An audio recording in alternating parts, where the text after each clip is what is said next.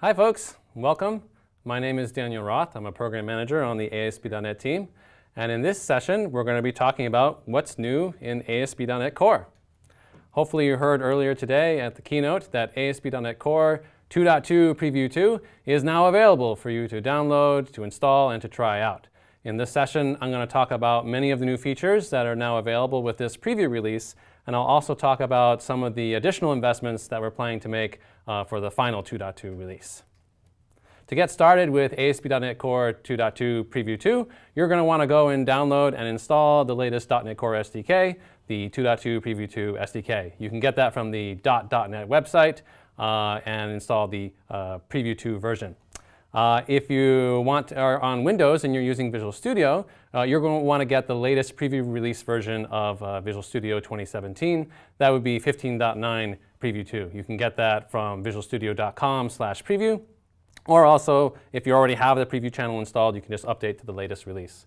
Now, all of these installations are side-by-side installations with existing stable releases. I have on my machine multiple stable and pre-release versions of the .NET Core SDK.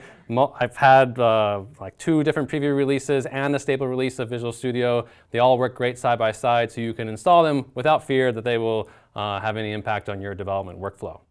So let me show you quickly how to go and do that.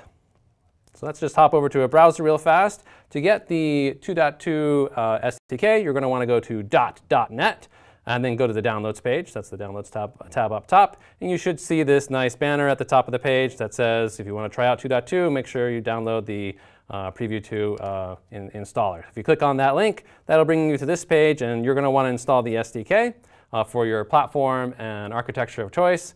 And then after you've done that, if you also want to deploy 2.2 applications to an IIS-based environment, you're probably also going to want to go over here and install the runtime and hosting bundle. Once you've installed the SDK, you should be able to verify that things are all set up and working by going to the command prompt and typing .NET -- version. You should see a 2.2 version of the SDK for Preview 2. If I run .NET --info, you can see that I've got lots of SDKs installed. So like I said, these things are all side by side and they work great together. They uninstall cleanly. Now, if you're using Visual Studio, you're going to want to go to visualstudio.com/preview and install the preview channel of Visual Studio to use these bits. If you already have the preview channel, just make sure you update so that you're on 15.9 Preview 2. OK, so let's create our first application. So I'm going to clear the command prompt here a little bit, and let's do .NET new. I'm going to create a new web app, and let's put it in a web app 1 directory. And what this will do, this will create me a new ASP.NET Core 2.2 application and just put it on my desktop. That will work on Windows, Mac, or Linux, so whatever platform you happen to be working on.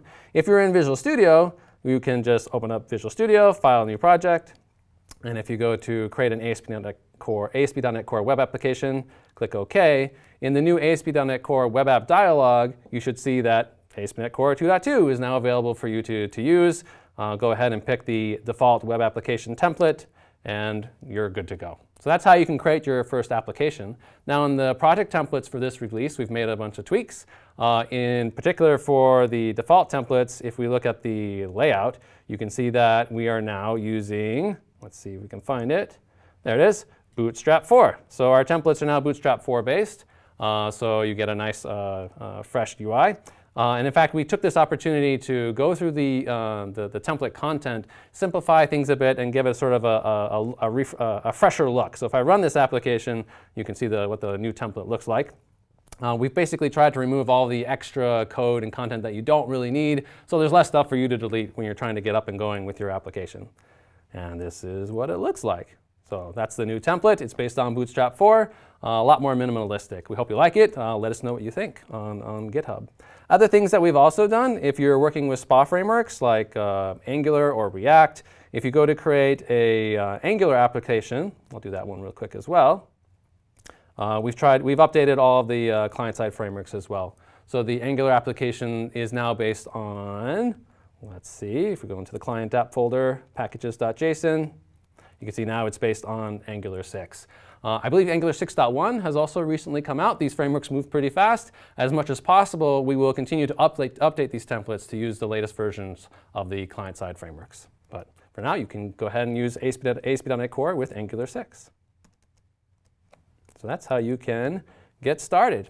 Here are the new features that are included with this with the 2.2 release. We've already seen the support for Bootstrap 4. That includes Bootstrap 4 support in the templates, but also in our scaffolders and in our default UI. Now, if you're still using Bootstrap 3, you're not quite ready to move to Bootstrap 4, the scaffolders and the default UI still support Bootstrap 3 as well. So you can still scaffold Bootstrap 3 content. You can still use the Bootstrap 3 version of the default UI. Web API improvements is the big theme for this release. For 2.2, we really want to make API and service development easier and better. We'll talk more in detail about that in just a second. Other new features, we've added support for HTTP2 into Kestrel. We've added an in-process hosting model for IIS to have much better performance and reliability. We've integrated a health checks framework into ASP.NET Core in this release so that you can make sure that your APIs and apps are live and ready for traffic. We've revised routing significantly in this release into a new routing system that we call Endpoint Routing, which has much better performance, and it also takes a lot of the concerns that are today handled in MVC and makes them available much lower in the stack. So for example, if you want to generate a link from a middleware, you can now do that in 2.2. And finally, we've added a Java client for ASP.NET Core SignalR. Now, APIs are everywhere. Regardless of what type of application you are building, you're probably interacting with some sort of back-end API or service. And that API or service may in turn be interacting with other APIs that may be hosted in your local data center, or they may be hosted in the cloud. In 2.2, we want to make API development much better.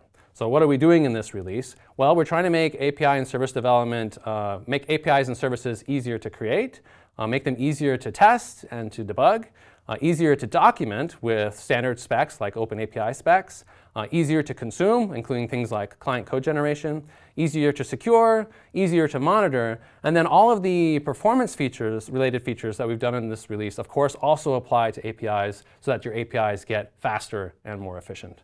Now, I'd like to show you what I mean. What I'm going to do now is I'm going to walk you through a development flow of building an API, testing it, and consuming it from a client application. And as I go along the way, I'm going to try and highlight the improvements that we're making in 2.2 Preview 2.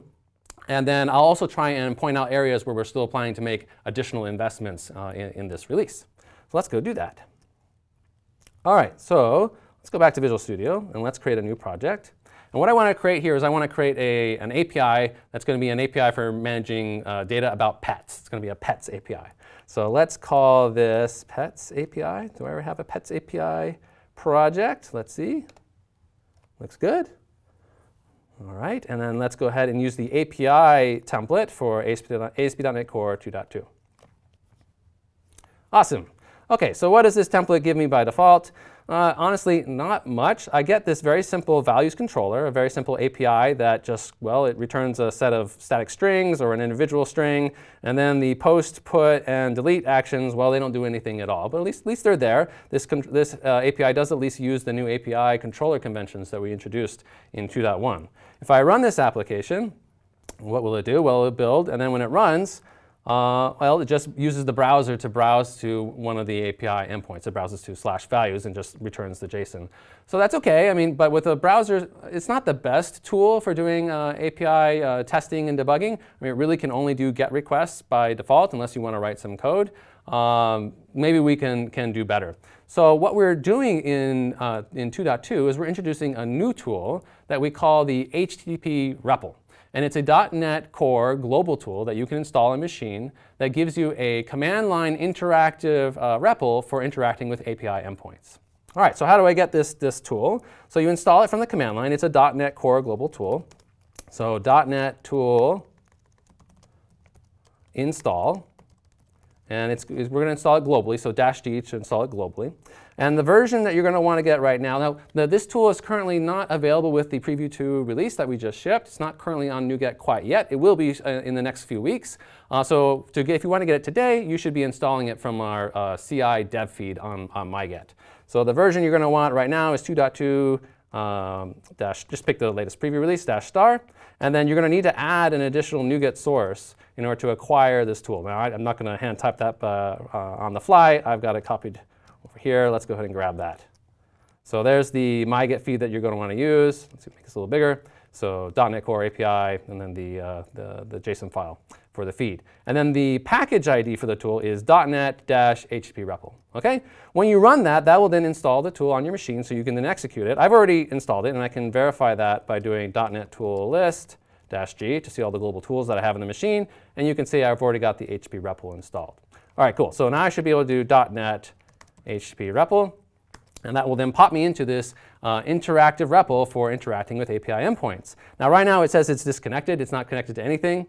So what do we do? So we can use this REPL to talk to either ASP.NET Core APIs or really any API that you want. So for example, I could point it at the GitHub API. So let's point it at api.github.com. All right, cool. So now it says it's connected. And if I run the help text just to see what this thing can do, you can see that from the REPL, I can issue any HTTP request for any HTTP method. I can set headers. I can, whoa, look, it looks like it has information. It knows how to deal with Swagger documents. So if you have an API that has an Open API spec or a Swagger document, the tool can light up additional functionality. For example, it allows you to traverse or navigate the URI space of your API using file system-like commands like ls or dir and cd. So that's pretty cool. And then there's also a capability to run scripts. Like if you want to set up a bunch of REPL commands that you just run as a batch, you can run them all together by just creating a file. All right, so let's try this out. So I'm just going to clear the screen. Let's try just sending a GET request to the GitHub API. And I get a nice colorized response from GitHub. GitHub is a great API. They are hypermedia based, so the responses give me a whole bunch of links that I can use to then traverse to other resources that are available through the API. I don't know, for example, look, here's the emojis URL. So if I, let's see, what is it, github.com/emojis. So if I do a get to emojis, that should give you, whoa, yeah, it gives me like a list of a link to every single emoji that GitHub supports. And there are apparently quite a few of those. And we're at the Z. So if I grab one of these links and pop it in the browser, supposedly, if GitHub's doing their thing, then I should be able to see an emoji. Yeah, so there's the ZZZ emoji. Okay, so that's pretty cool. Likewise, I can point this to my web API for ASP.NET Core. Let's try that. So I'm just going to grab the base URL for my ASP.NET Core API. So set base, let's set the base to there. Good, and then I should be able to issue a GET request. And well, currently at the root, we don't have anything that's suited to API slash, was it values is our API? Yeah, okay, so I can use the REPL to test API. Now this API is not particularly feature rich, so let's replace it with an actual pets API that we can use. So let's go back to Visual Studio, and I'm just going to go ahead and delete this values controller. And let's create now a pet model that we can use to scaffold out our API. So right click, let's add a models folder. All right, and let's just add a class here, and we'll add a model for our pets. So let's call this pet.cs, and let's just add a bunch of properties on here. Let's give a pet an ID. Let's give it an owner. Let's give it a name. Let's give it like a type, like what kind of pet is it? Is it a dog, cat? And let's give it also an age. All right, so there's our pet model. Looks great. Let's create an API, and we're going to use scaffolding to help us do that. So I'm going to add a controller, and I'm going to pick this API controller with actions using Entity Framework Core. So what that will do is that will inspect my model and then generate an API for me using Entity Framework Core to manage the data. So I'm going to pick my pet model. I don't currently have a data context, so I'm just going to go ahead and create one. And then pets controller for the controller name sounds great. So go ahead, Visual Studio, create for me my pets API without me having to write a whole bunch of code. And so the scaffolder runs. It's inspecting the model type. And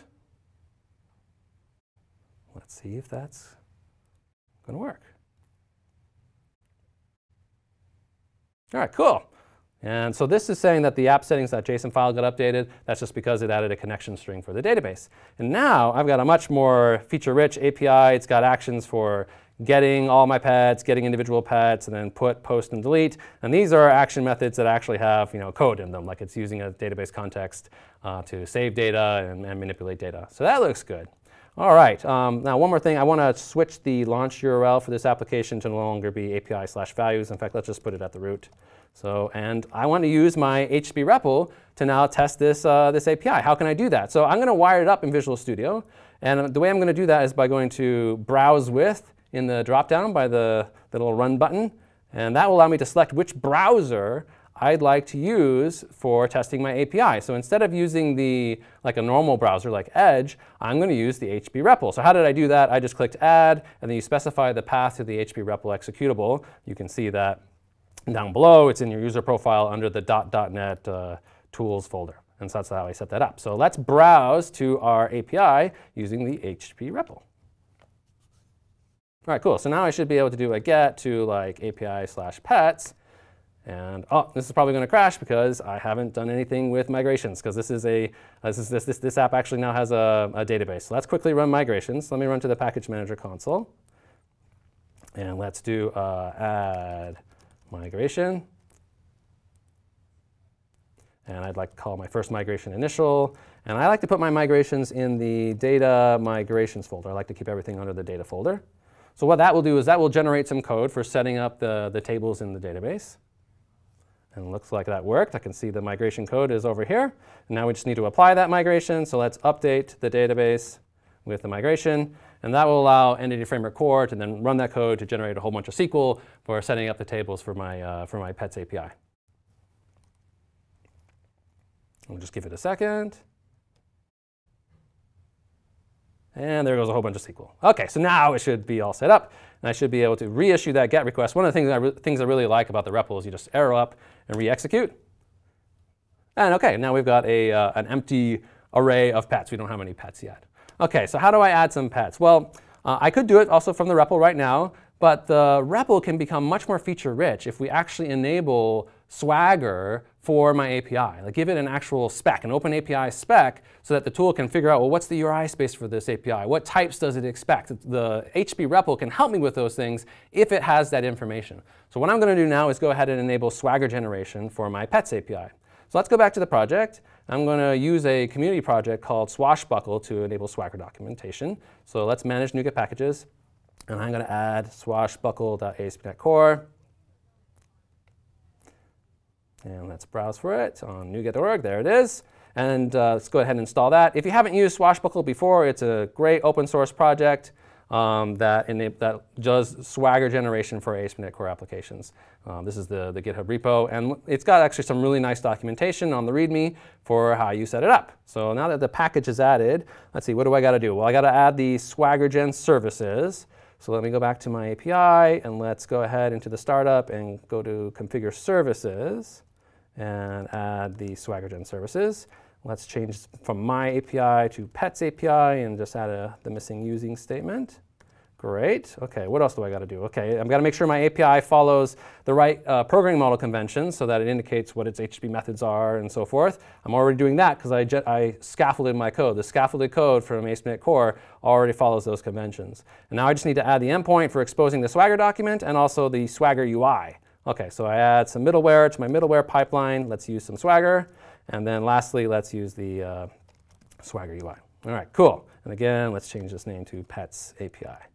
All right, awesome. So now if I should already be rerunning. Well, let me show you a nice feature of the REPL is that once I've got Swagger generation set up, I should be able to just type UI, and it will bring me directly to the Swagger endpoint for the API. Let's see if that works. And there it is. OK, so now I can see my using the browser, I can see all the endpoints for my API. If I want to see the actual raw Swagger content, that's this JSON file that's linked from that main UI page. And this is nice, so I can do things here now. Like if I actually want to issue a post, this Swagger UI will help me do that. So let's try out doing a post. It knows the type information for the post action, so we can do things like say, like the owner of this, let's add a new pet. So the owner of this new pet will be me. Let's call it Spot. Let's say it's going to be a puppy. And let's give it an age of 1. And then set the content type to just normal JSON and execute that.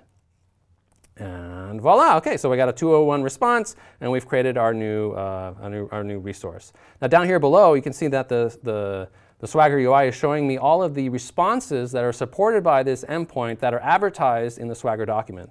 And currently it says, well, it returns well, actually it says that it turns 200s instead of 201s, which is interesting. So it's not quite right. And I'm sure there's probably some error responses that it returns that aren't listed here. So for example, if I go back and try and add another puppy, but instead of its age being 1, I said its age is ABC, which is going to be invalid, and execute that, yeah, like I expected, I get a 400 response, and the response body, oh, this is nice. This is a new feature in Preview 2 of 2.2. We now return problem details responses by default for APIs, and we even include a nice trace ID so that you can correlate that error response to other activities in your application. But that's not advertised anywhere in this Swagger document either. Why is that? Well, those are things that Swashbuckle wasn't able to determine just by inspecting the application. So we have to do a little more work to add some attributes to make it aware of those things. And we can do that. We can go back to the pets controller, and we could go to the, the post action and use the appropriate attributes. I happen to know that it's something like, I think it's produces, response type, and then you specify the status code and what type it returns. We could do that manually. That would be pretty tedious, and there would be no good way to enforce this across all of my API. So how can I do that? Well, one of the things we've shipped in with 2.2 is we've added an API analyzer that will look at all of your API actions and determine by convention what types of responses they will generally return, and it will give you code fix-ups so that you can add the appropriate metadata. So let's add that analyzer. So I'm going to go to Manage NuGet Packages, and let's do Microsoft. This is the analyzer package, Microsoft ASP.NET Core MVC API Analyzers. And let's go ahead and add that to our app. And that should help us out with cleaning up our Swagger documentation. All right. OK, cool. So now if I look in the error window, you see that I'm getting all of these warnings now from the analyzer letting me know that I have action methods that are returning responses that aren't documented anywhere on the controller. None of the appropriate attributes are there. So let's click on one of those. Let's go to this one, for example, and we can right-click, and let's do a fix-up. So if we use the analyzer fix-up, boom. So it adds all of the appropriate attributes so that the Swagger document is cleaned up. So the analyzer helps me enforce that my API is appropriately documented. But even so, it's still kind of tedious to go one by one to each action and add all these attributes. Is there a better way? And the answer is yes. In 2.2, we've added some API conventions where we can determine this metadata by convention. So if your action looks a particular way, we will go ahead and apply the appropriate attributes for you. Now, to apply this particular convention, what you do is you add API. It was an API convention and type, I think is what it's called. So I'm going to apply the conventions globally across my assembly. You could also apply them per controller or per action. So let's see, assembly, what is it, API convention type, yeah. So I'm going to use we provide you a default set of conventions that you specify using this default API conventions type. And those conventions match the code that's produced by the API scaffolder. So if I now, I think I can get a type of in here. There we go. Perfect. OK, and now if I go look at my error list, suddenly all the analyzer warnings have disappeared. And that's because by convention, the runtime is now saying, oh, well, all these actions match this pattern. So it provides you the appropriate, effectively adds the appropriate attributes. Now if I go back to my Swagger document and take a look at it, let's see if we now have a better Swagger experience. OK, so let's look at post. Let's see. So yeah, so now post correctly says it returns a 201 or a 400 if you have a bad request. If I look at get, you might specify an ID that doesn't exist. So this should return a 404. And yep, now that's advertised. So those are all being applied for me and being enforced by the analyzer. If I deviate from these conventions, the analyzer will let me know. That's super nice. Now, if you don't like the default conventions that we give you, you can, of course, use your own. They're pretty easy to implement. These conventions are just implemented as a static type. Where the methods on the type basically define a pattern that should be matched and the appropriate metadata should be applied. So for example, for a get action, if you have an action method that starts with get, this is a prefix match. If you have a method that starts with get, then it's saying apply these additional metadata attributes if it also has an ID parameter, or at least a parameter named has suffix with ID and is of any type. In that case, it will match and it will apply the appropriate attributes. So if you define your own API convention type, the analyzer will pick up that convention and help you apply them as well, similar to giving you warnings and such over your code. So that's how you can have better documentation for your API. And so now I should be able to go back to my HP REPL. Let's see, so let's clear this. And let's see if we can get some more information. Yeah, so now when I do ls and cd, I can see the API surface area, like the URI space. I can cd to API. Let's see what's here. Oh, there's a pets endpoint. That's super nice. And I can even see which HTTP methods are supported at each resource. I can see routes that take route parameters. Like I know there's one that takes an ID. So let's see if we can get our puppy. OK, our puppy is there. I could get like an individual puppy, like get one. That's the individual one. Let's add some more puppies now, or sorry, more pets. They don't all have to be puppies. So let's post a new pet. I need to specify the content type of what I'm going to post. So I use -h to specify I want to add a header. And a super nice feature here is we get tab completion over the headers. So that's great. So just tab complete to content type. And then even for the media type itself, I can tab complete and say, yeah, this thing accepts JSON data. So let's issue a post. When I issue a post, it pops up whatever editor I have configured and gives me a little JSON sample that I can now use to post a new pet. So let's again make this pet be mine. Let's call it Fluffy. What kind of type? This would be, let's say it's a tarantula. And what age? You know, I hear surprisingly tarantulas live a long time. Like they can live to be over 20 years old. So a 20-year-old tarantula. And there we go. So now if I do another get, I should have 2 pets, and I do. Let's add one more. And I can just go in, up arrow, and reissue a post request. What pet should I add here? This pet, my mom actually, when she was younger, she owned a pet duck. So this will be my mom's pet. And I believe his name was George. He was a big white duck. And I don't know, how old was George? Don't know, say 5. And so now we have a bunch of pets. Okay, so let's do a get. So now we can see all the pets in our API. So that's super nice. That's using the HP REPL to test and develop once you've enabled a good Swagger experience using the API analyzer and the API conventions. All right, so great. Our API looks like it's working. Let's now create a client library that we can use to consume this API. So let's go back to the project. Let's add a new project to the solution. That's going to be just a normal .NET Standard class library. So .NET Standard. Let's call it Pets Client. Looks good. All right, and we can get rid of this class1.cs. And what I want it to do here is I want to create some code that people can use to consume my API. So make it easier for them to consume my API. And I'd like to generate it based on the Swagger definition. So what I'm going to do, let's add a new item to the Pets Client class library project. It's just going to be a JSON file. And let's call it pets swagger.json. OK, so just a normal JSON file. And let me go back to my API, and let's go grab the Swagger document for it and just copy it in here. Great. OK, now I want to generate code based off of that Swagger document. And I like to do it as part of my build. So every time I build this client library, I'd like to get the client code. And to do that, I'm going to use a really nice community project called nswag. So let's manage our NuGet packages. And the package I want, I believe, is nswag.msbuild. Nswag is another great community project. There we go. Let's install this. It's open source. It's on GitHub. Here's the project URL. And the nice thing about nswag is it supports both Open API spec generation or Swagger generation, as well as code generation based on that specification. And it can generate .NET code, C# code. It can generate TypeScript code. It can even generate the API code if you'd like. Like if you want to have a spec that someone gives you and they say, like, please go implement this API, you can do that with nswag.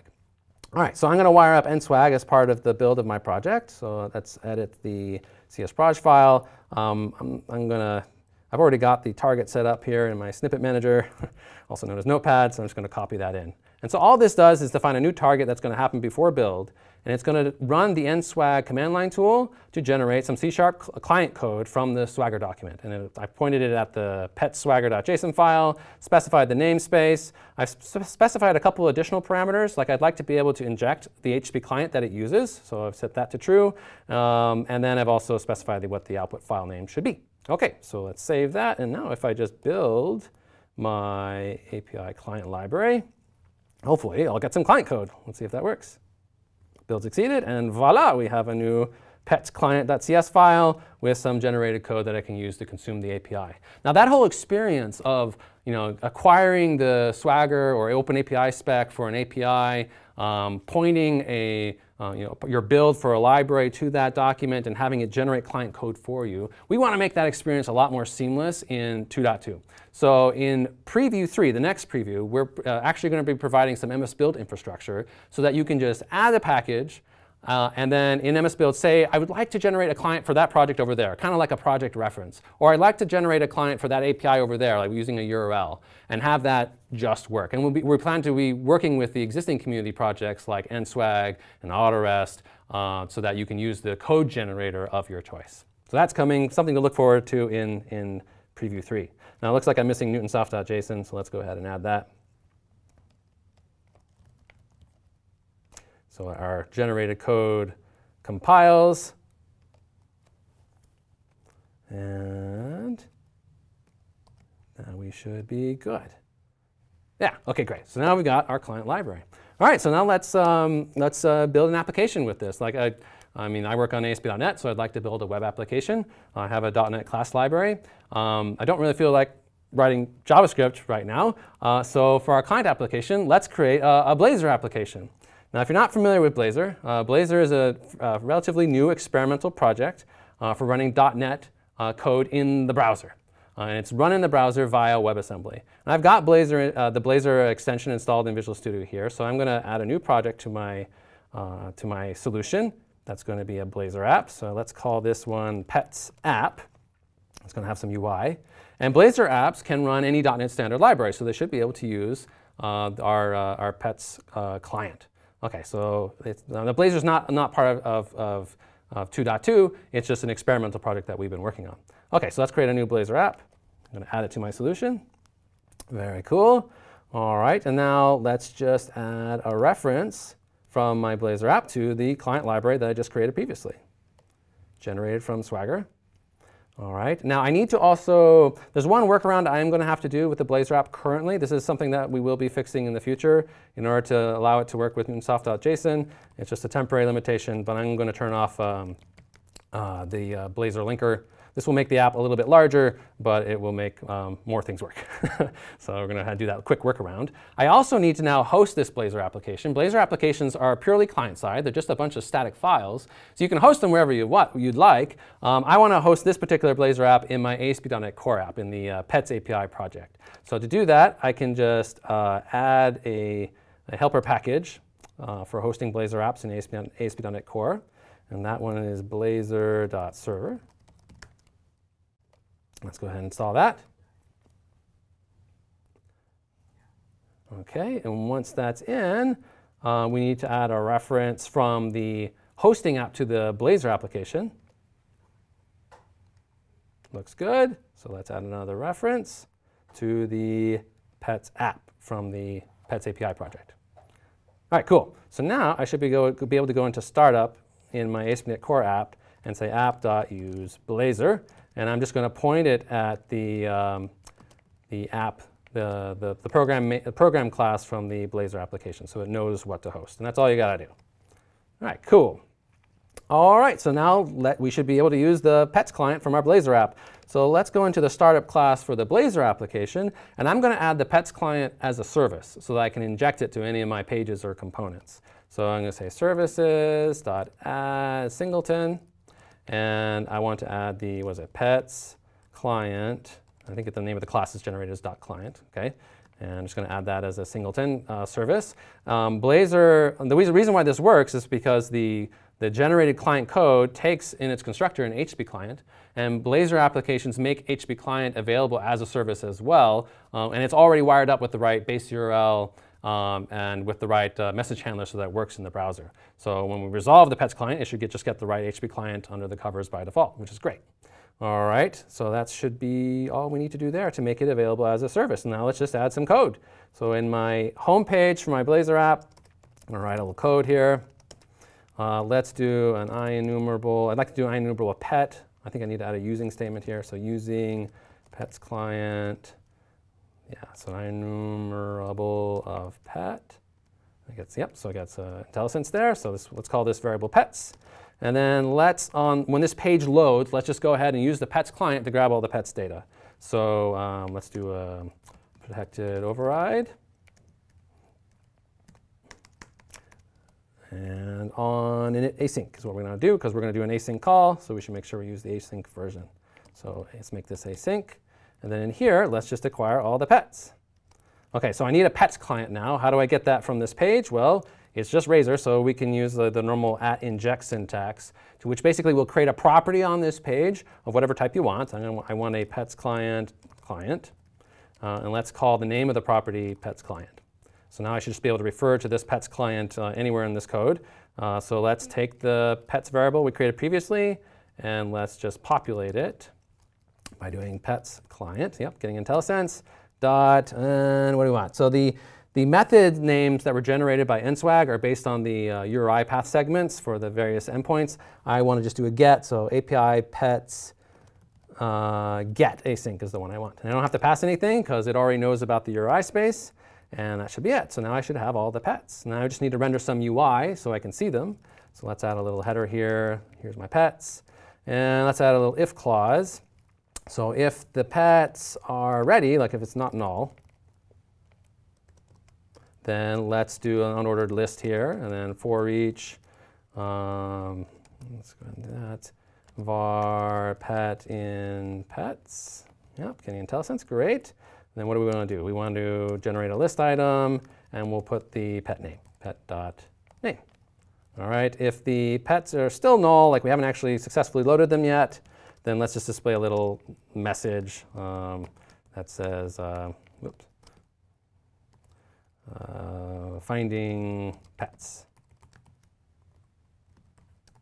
OK, and that should be it. Do we have everything we need?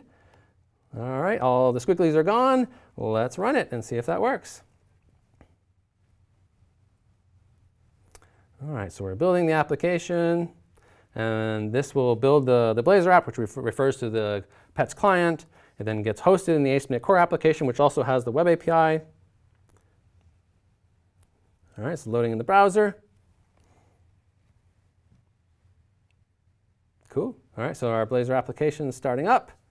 And if we look at the home page, it says pets, finding pets. And there they are. So that was an end-to-end experience. So creating an API using scaffolding, adding documentation for that API using Swagger or an open API spec, testing the API using the HP REPL, consuming that API using a client library with code that we generated, and then using that from an application.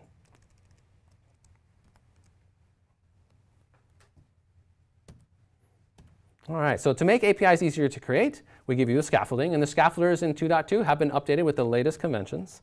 To make them easier to test, you can use the HP REPL. To make them easier to debug, we also, like I said, use problem details responses with trace ID, so you can track them, correlate them with other activities in your system. Document them using Swagger. The API conventions will help you do that, as will the analyzer, so that you enforce those conventions consistently across your API. To consume them, we are going to enable a code generation experience in Preview 3. That's coming. For now, you can use the existing open source projects that are already available in the community. We are also planning to ship an authorization server-based web API security story in the next preview of 2.2. Not much to share on that yet, but just want to let you know more is coming. As for monitoring, you can use health checks to make sure that your APIs are live and that they're ready to receive traffic. I'll show more about that in just a bit. And as for performance, all of the new performance-related features in this release, they of course apply to API. You can use HTTP2, you can use the new endpoint routing system, both which have significantly better performance, and then also IIS in Proc hosting. So now let's go take a look at some of those other new features. So HTTP2, that's also new in 2.2. It's available cross-platform in Kestrel. It supports ALPN, it supports header compression, and also multiplex streams. Now, this is great because it means HTTP2 basically means HTTP, but more efficient, like faster, better performance. It is a new protocol implementation for us, so there are some limitations that you should be aware of. We don't currently support server push, and we don't currently support stream prioritization. Also, because this is a new protocol, similar to if you remember Kestrel in its early days, we don't currently recommend using HTTP2 with Kestrel on the edge at this time. It needs some more time to harden and to bake. But it is enabled by default in 2.2 when you're using HTTPS, so we encourage you to try it out. Now let me show you what the impact of HTTP2 is. So I have a little test application that I wrote. Let's pull that up. This app is based on the, if you've seen the Golang Gopher Tiles HTTP2 test application. This is a very similar app. It basically is going to try to download a bunch of image tiles from the server as fast as it can to render an image. All right, so let's go. I have two different versions of this app. I have an HTTP 1.1 version of the application using ASP.NET Core 2.1, and then I have an HTTP 2 version of the application using ASP.NET Core 2.2. So let's start with the older one, the 2.1 version. So let's set a startup project and go ahead and get that running and see what that looks like. Now, to make the difference a little bit easier to spot, I've added some artificial latency to each of the requests, about 100 milliseconds of latency for each image request. So if things look like a little slow, it's not because the pipeline is slow, it's just because that's been was artificially added. So as you can see with the HTTP 1.1 version, the tiles come down. They kind of look like they're streaming in slowly, and that's because with HTTP 1.1 you're fundamentally limited by the number of connections that the browser will let you open. All right, let's now put that over here and let's try the 2.2 version. Let's set this as a startup project and go ahead and run that. All right, and let's pull that out side by side.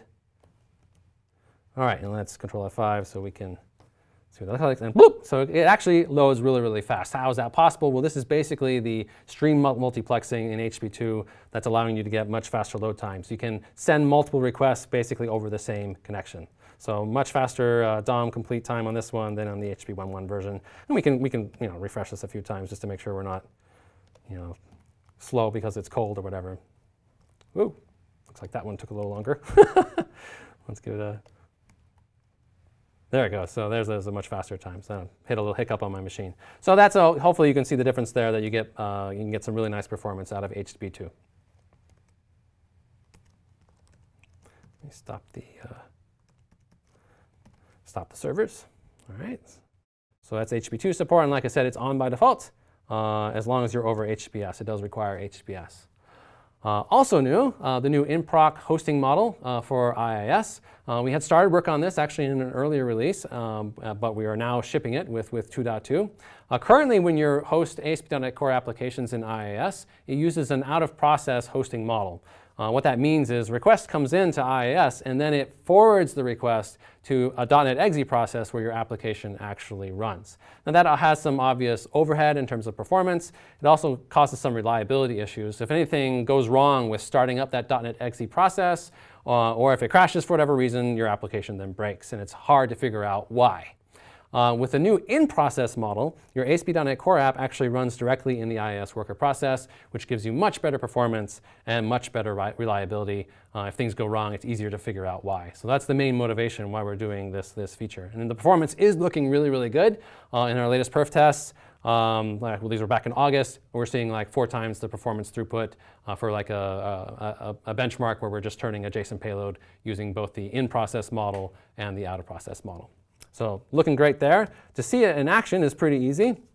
For this one, you really do need the latest version of Visual Studio, 15.9 Preview 2. So let's go back to VS and let's go back to the project that we created at the beginning of the session. This was just a normal Razor Pages application. And what we're going to do is we're going to go into the home page and we're just going to print out the name of the current process. So let's add a header element here and say system.diagnostics process. Let's get the current process and print out the name. Nope, not the machine name, the process name. All right, great. So now, if we look at the CS proj for this project, our templates now do specify in the CS proj file that it should use the in-process hosting model for ASP.NET Core when running on IIS. So by default, all the new 2.2 projects will have this. If we run this in Visual Studio, It seems currently that Visual Studio by default will ignore that, but let's see. Fortunately, we can use VS to change it. Yeah, so currently it's saying it's actually running out of process in the .NET exe process. Okay, let's see if we can fix that, because I want that perf. I want the better reliability. So if we go to our project properties and go to debug, at the bottom you can see there's a new setting now for setting the hosting model. Currently it's specified as default. We can change that to say to be in process. So if we save this and then go back to the application and run the application, you can see now we are literally running directly in the IS Express worker process, which is great. Better perf, better reliability, a lot easier to diagnose problems. All right, next let's talk about health checks. So new in ASP.NET Core 2.2, we've added support for health checks. You can add dedicated health endpoints to your application so that container orchestrators and load balancers can figure out if your apps or services are live and ready to receive traffic. It supports health checks for both liveness, like is the app even running, and also health checks for readiness probes, like is the traffic running but not quite ready yet to receive traffic. You can do both with the health check system. So let's take a look at that. All right, so I've got a little application here. Let's go ahead and close one of these. All right, a little application that uses health checks, so ASP.NET Core Health Checks 2.2. And the health checks APIs are already included with the ASP.NET Core Shared Framework in 2.2. So like if we go looking through our dependencies, we can just search here actually for like health. And we can see that there's the ASP.NET Core Diagnostics Health Checks package that's showing up in my dependency graph. So it's already there. You can just use it. Don't need to add anything, at least when you're running on .NET Core. And then to use health checks, first you add the health check services, and then any checks that you want to do. So in this application, what I'm doing is I have a health check that says this app is only healthy if a particular required configuration value is there. If it's not there, the app isn't healthy.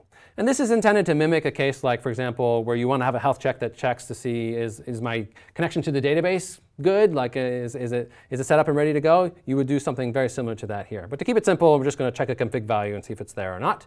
And then to add the health check endpoint down below in our request handling pipeline, we just say use health checks and specify the path where we'd like the endpoint to be.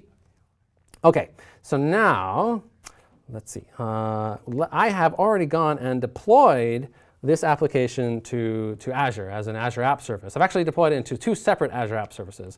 I have one that's running and they're running in two different regions. One's running in Central US, and the other one is running in Western Europe. Okay, and both of these have health checks enabled. It's just literally the same application. So if I do /health, is this guy healthy? Oh, currently it's unhealthy. That probably means it's got, let's go fix that real quick. So it probably means the required config value is not there. Yep, so someone didn't deploy it correctly. And let's save that. OK, that should now be updated. And if we wait for this to refresh, hopefully after the app has a chance to recycle, it should now say that it's healthy.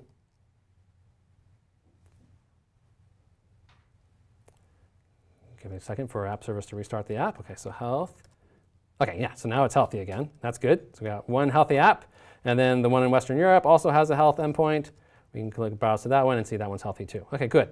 Now I've also set up Traffic Manager in Azure to route requests to those two different applications using the performance routing method. So what does that mean? Well, the performance routing method means that it will pick which app will give you the best experience based on what will give you the best latency. So it'll generally pick the one that's closest to you. Since I'm in the United States, it should generally give me the US version of the application. Let's see if that's the case. So here's the Traffic Manager URI. This is a DNS-based load balancing system. And if I rerun this one, yeah, so it's routing me to Central US. So that looks good. But what if Central US isn't working correctly? Like I say, I deploy the application to Central US, and that app is no longer healthy. So let's go back to the app and make it unhealthy again. So I'm going to take that required config and imagine someone did it wrong and deployed a bad configuration for this app. Let's save. I should probably show how I configure this in Traffic Manager. So here's the two endpoints that I set up. And then if you look at the Traffic Manager configuration, in the endpoint monitoring settings section, you can see that I've specified the path for the health check endpoints to be /health, and then configured some values for, like, how many times should that health endpoint remain unhealthy before it actually does a fall-over logic. Okay, so hopefully, let's see if the yes, okay, so now the US app is not working correctly because it's not configured correctly. And if I try and hit this in Traffic Manager, let's see if Traffic Manager is actually updated to say that it's unhealthy. Yeah, so now it's saying that the US endpoint is degraded. Do you see that? And if I go grab, I think normally it gets cached a little bit, so I find that it helps if I go to an in-private window, go back to Traffic Manager, and now it's instead of bouncing me to the US, it's bouncing me to Western Europe. So that's health checks. You can use them to make your apps more reliable and easier to monitor.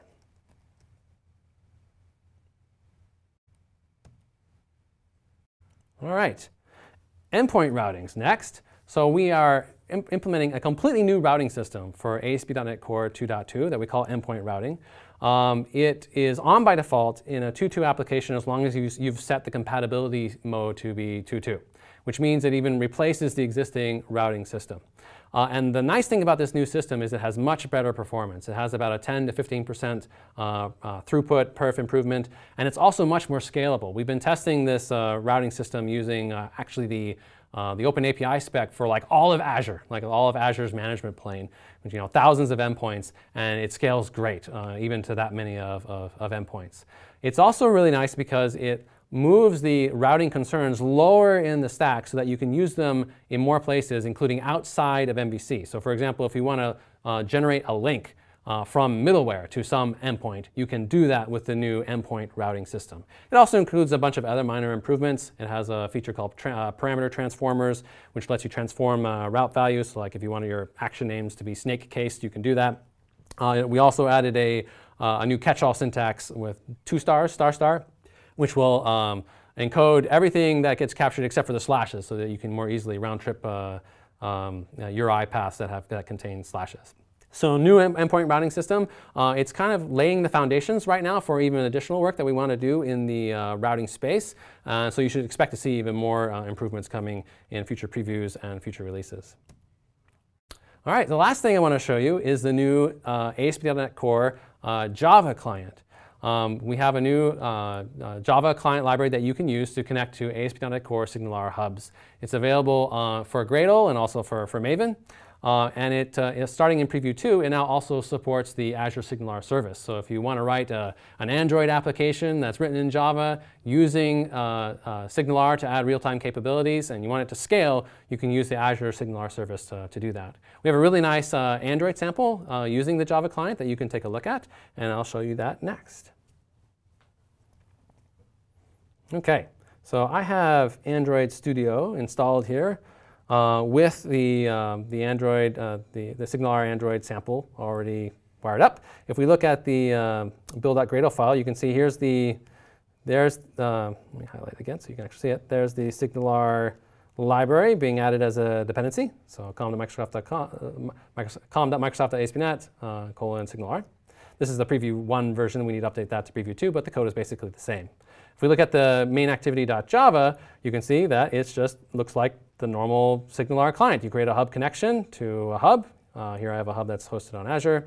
And then down below, it's listening has a callback for receiving send events from the hub. So when someone sends like a chat message, it can then update the UI. And then down below, if the user clicks a button and sends its own message, it uses the hub connection to send that message to all the other connected clients. All right, so let's try it out. So I've got the Android emulator up here and running. Let's go ahead and fire up the application. And in parallel, let's go ahead and let's browse to the web version of the client. So I think that's at SignalR samples hubs.html. Great. So this is just a little web client that talks to the same hub.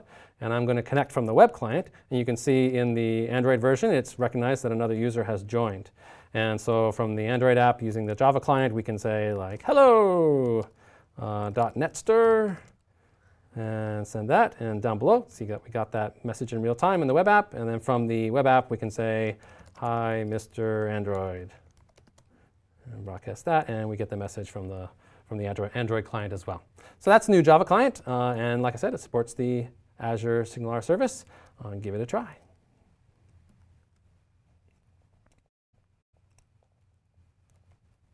All right, so those are the new features available with 2.2. Hope you enjoyed learning about them. What is the roadmap for the 2.2 release? Well, we shipped Preview 2 in September, shipped today. We expect to ship Preview 3 about a month from now in October, and then we hope to ship an RTW, a stable release of ASP.NET Core 2.2 by year-end of 2018. And I hope you enjoyed what you saw and that you'll take the time to go install the latest .NET Core SDK, 2.2 Preview 2, and try out these new features. And it looks like we have a few minutes, so I will do my best to try and answer a few questions.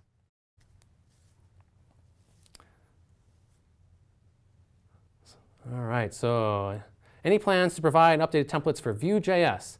If not, how easy is it for the community to create these templates? So we currently have SPA templates for Angular, for React, and React plus Redux. We have actually done Vue templates in the past. These JavaScript frameworks, they move very quickly. There's quite a bit of maintenance cost in keeping those templates up to date. So we've scaled back actually to just supporting Angular and React, at least for the ones in the box. In the future, we actually plan to take even those templates and move them to be just shipped as template packages, as NuGet packages, instead of having them actually in the SDK. So we have the ability to be more agile and update them as the client library's version. We don't currently have plans to add support for Vue or Aurelia or any of the other frameworks. If the community would like to build these templates, you absolutely can.